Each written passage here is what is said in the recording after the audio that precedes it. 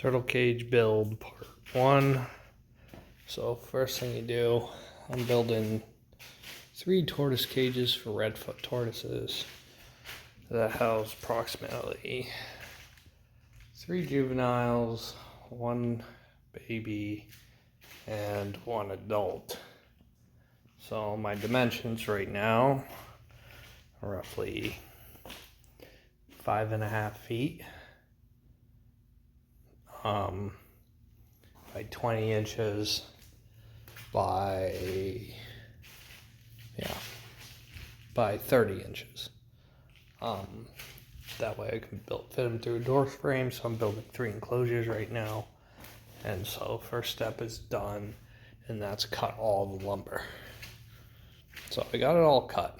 Next thing I'm going to do, I've already started this step, is paint. So tune back for more. Alright, so this cage progression goes. Once you got all your pieces painted, cut to the proper lengths, you slap them together. Now, pro tip, you always want to take a drill out your pilot holes first, and then sink the screw in. Especially since I'm working with thinner material, those drill holes need to be kind of precise.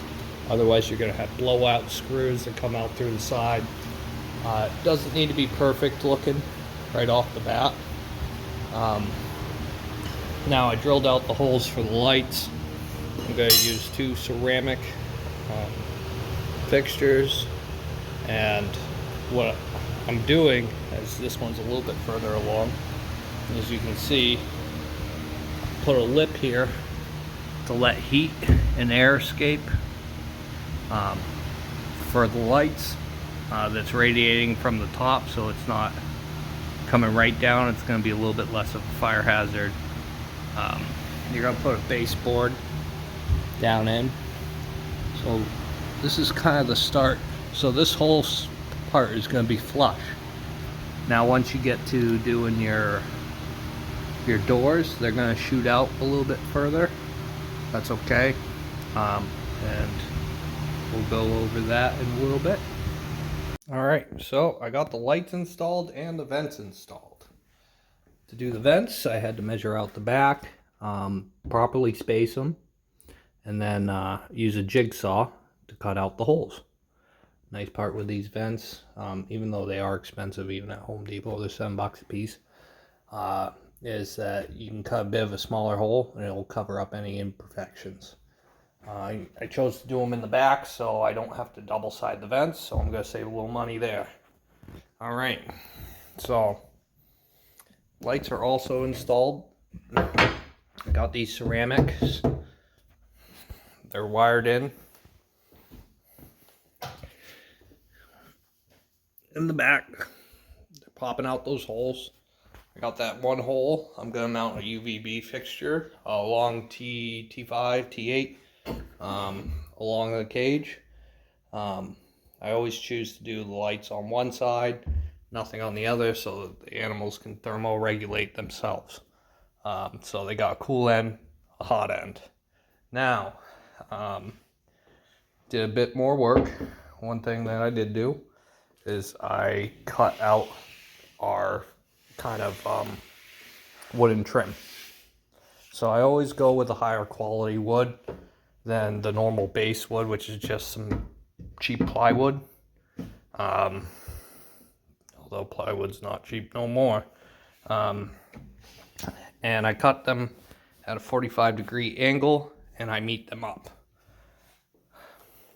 So sometimes it comes out really great. Sometimes it doesn't. But, you know, we work around that. Give these a nice sanding, and what's going to happen is I'm going to put a piece right along here, and that piece is going to be where the door holds. And so we'll get to the door next, and it will meet up real nice. We'll give it a nice furniture quality look to the cage, something that would be acceptable to have in your living room. The wife or the husband ain't gonna hate ya because you put this big old ugly cage in. Now, take your time. Sand it. Stain it. Make it look nice. Match the room. That's kind of what I'm doing right here. I'm building 3 at the moment. And they're all going to stack up on top of each other. That's why I did this little lip up here to let that heat escape. One of them I won't have the lip. All right. Let's talk putting on doors and installing plexiglass in the door. All right. First thing you're going to want to do is go get your plexiglass cut. I really like these little mirror hinges. Reason being is that it allows the plexiglass to slide.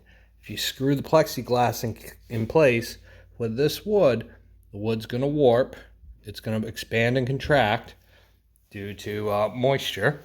And then your plexiglass is going to bend and bow, potentially snap.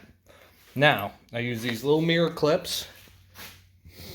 You can see, and that allows some free movement of the plexiglass, which will bend, but you don't necessarily want it to bend. So, what we're going to do is put mirror clips around the side, give a little bit of a gap. Obviously, we had to go get our glass cut.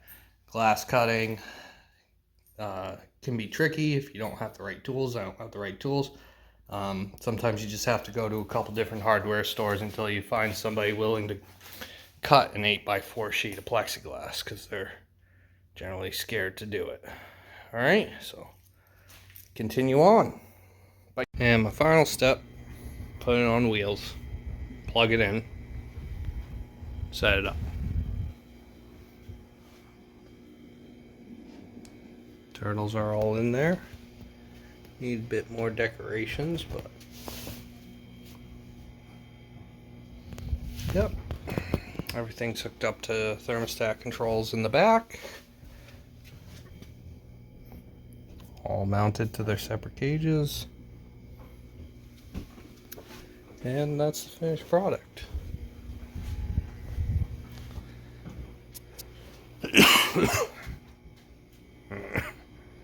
Cage tower. That's just the other cage.